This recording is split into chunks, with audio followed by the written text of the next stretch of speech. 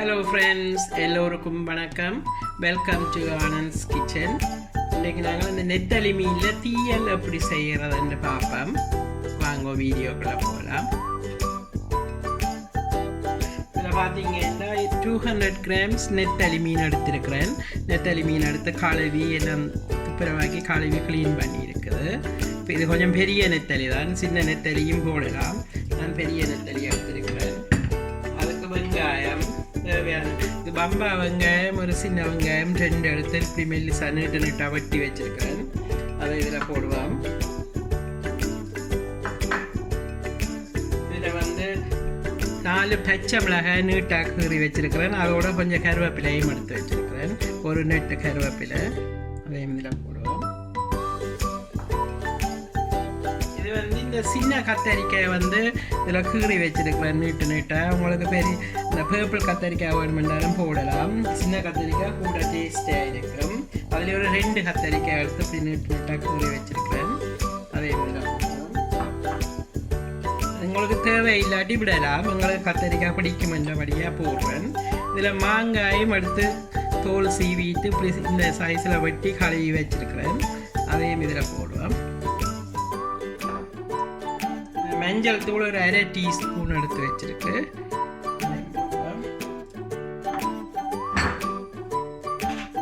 தூள் தேவையான அளவு. இது எங்களை கறி மிளகாய் தூள் தான். உங்களுக்கு எவ்வளோ தேவையோ அதில் போடுங்க. இதில் நான் இப்போ ஒரு 2 டீஸ்பூன் போடுறேன். உங்களை உழைப்புக்கு ஏற்ற அளவு போடுங்க. 2 டீஸ்பூன் தூள். உப்பும் தேவையான அளவு தான். உப்பு இப்போ ஒரு டீஸ்பூன் போடுறேன். தீயலுக்கு கொஞ்சம் உப்பு புளி கூட இருந்தால் தான் நல்லா இருக்கும். நீங்கள் கொதித்து வரைக்கெல்லாம் பார்த்துட்டு போடலாம். உங்களுக்கு மாங்காய் இல்லை, மாங்காய் பிடிக்காட்டிக்கு மற்ற பழப்புளியும் விட்டு தீக்கலாம்.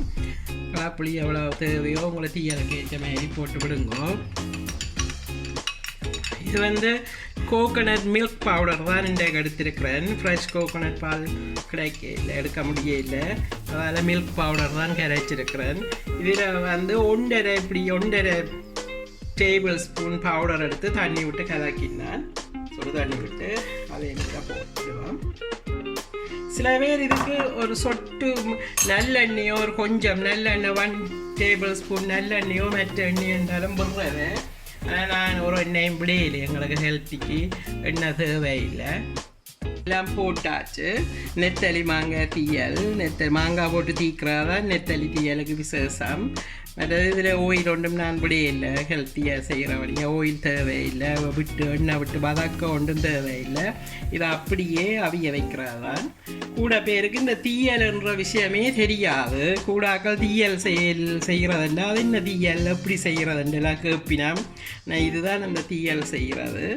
நான் இதை நீங்கள் அடுப்பில் வைப்பேன். ஓகே, அடுப்பில் வச்சுட்டு மேலே ஊரில் இதை கை வச்சு அப்படியே கையால் அப்படி பிரட்டி தான் கிண்டுவினா நான் ஸ்பூனால் செய்கிறேன். லேசாக அப்படியே எல்லாத்தையும் கீழே உள்ளதை மேலே வைக்கிறத எல்லாம் அப்படியே ஒரு பிரட்டிட்டு அப்படியே மூடி விட வேண்டியதான். தண்ணி உங்களுக்கு தண்ணி விடுறது இல்லை இதுக்கு. ஏன்னா இது மெல்லிய நெருப்பில் தான் இருந்து அவிய வேணும். நல்ல நெருப்பை குறைச்சி இந்த இது அவியறதுக்கு ஏற்ற அளவு. எந்த நெத்தலி மீனும் டக்கண்டு அவிஞ்சிடும். மாங்காயும் குயிக்க அவிஞ்சிடும். சின்ன சின்ன வெட்டி இருக்குது. கத்தரிக்காய் அவிக்கிற அளவுக்கு தான் தண்ணி. இது நீங்கள் உழைப்பு போடாமல் பால் விட்டும் தீக்கலாம். வெள்ளையா பால் தீயல் மாதிரியும் பார்த்தீங்கன்னா இந்த அளவுக்கு தண்ணி விட்டு அதை இப்படியே மூடிவிடலாம். நல்ல நெருப்பு குறைச்சி விடணும். இப்படியே வச்சா நாங்கள் இனி திருப்பி ஹாப்பை வச்சோன்னு கிண்ட தேவையில்லை. அந்த மெல்லிய நெருப்பில் நீங்கள் இடையில வந்து பார்த்தீங்கன்னா தெரியும் இப்படி கொதிச்சு வேறு. நான் காட்டுறேன் கொதிக்கல. பார்த்தீங்கன்னா கொதிச்சு சத்தம் இருக்குது. திறந்து பார்ப்போம் இருக்கா கொதிச்சு பண்ணியிருக்கேன். பார்த்தீங்கன்னா நான் நல்ல ஃப்ரெஷ்ஷாக தண்ணி விட்டேன்னா கொதிச்சு நல்ல மெல்லிய நெருப்பில் கொதிக்க கொஞ்சம் பார்த்தீங்கன்னா அவ்வளோ தண்ணி வந்திருக்கிறது. நீ இதுக்குள்ள கரண்டி வச்சு நடுகரம் கிண்டக்கூடாது. கிண்டிக்கிங்கன்னா அந்த மீன் எல்லாம் உடைஞ்சிடும். இதை அப்படியே நீ வத்தட்டுக்கும் கொஞ்சம் தண்ணி. திருப்பியும் மூடி போட்டு விடுவோம். நல்லா நெருப்பை குறைச்சி இது ரெடி. திருப்பியும் திறந்து பார்ப்போம். தீயல் இப்போ ரெடி ஆகிடுது. பார்த்தீங்களா அப்படி ஒன்று வைக்காமல் இந்த ஸ்டேஜில் இப்படியே நிப்பாட்ட வேணும் இனி இந்த மண் சட்டி என்ன வழியாக உங்களுக்கு எல்லாம் இழுத்து ட்ரை ஆகி வரும். இனி நிப்பாட்டுவோம். உப்பு புளி எல்லாம் நான் போட்டது நல்லா கரெக்டாக இருந்தது. இங்கே பாருங்க, நீரை நிப்பாட்டிட்டு நான் இதை எடுக்க மாட்டேன். ஏனென்றா இது அப்படியே விட்டால் தான் மண் சட்டியில் ஊறி இருக்கும். சாப்பிடைகள் எடுக்க உடனே மாற்றினீங்கன்னா அதில் டேஸ்ட் மாறிடும்.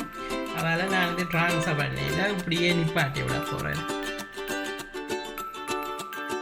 பார்த்தீங்கன்னா தீயல் ரெடி ஆகிட்டு நல்லா பார்த்தீங்கன்னா இந்த தண்ணியாக கொஞ்சம் நிப்பாட்டி விட்டுனா இந்த மண் சட்டி எந்தபடியாக எல்லாம் இழுத்து தண்ணியெல்லாம் வற்றி நல்லா ட்ரையாக வந்துட்டுது கொஞ்சம்.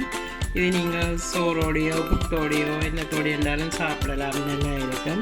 உங்களுக்கு நெத்தலி மீன் தான் தீக்கோணம் இல்லை. சில பேர் சூடை கேரல் சின்ன மீன் எதுவாக இருந்தாலும் இதே மாதிரி செய்யலாம். உங்களுக்கு இதில் எது கத்தரிக்காய் பிடிக்காட்டி அதை போடாமல் விடலாம். சில வேலையில் தூள் பிடிக்காட்டி எல்லாம் போடாமல் வெள்ளத்தையெல்லாம் தீக்கலாம். அதே மாதிரி நீங்களும் செய்து பாருங்க, நல்லா இருக்கும். புளி மாங்காய் எல்லாம் ஊறி மாங்காய் கிடைக்காட்டிக்கு பழப்புளியும் செய்யலாம். இந்த வீடியோ பிடிச்சிருந்தா லைக் பண்ணுங்கள், கமெண்ட் பண்ணுங்கள், ஷேர் பண்ணுங்கள், மறக்காமல் சப்ஸ்கிரைப் பண்ணுங்கள். தேங்க்யூ, பாய்.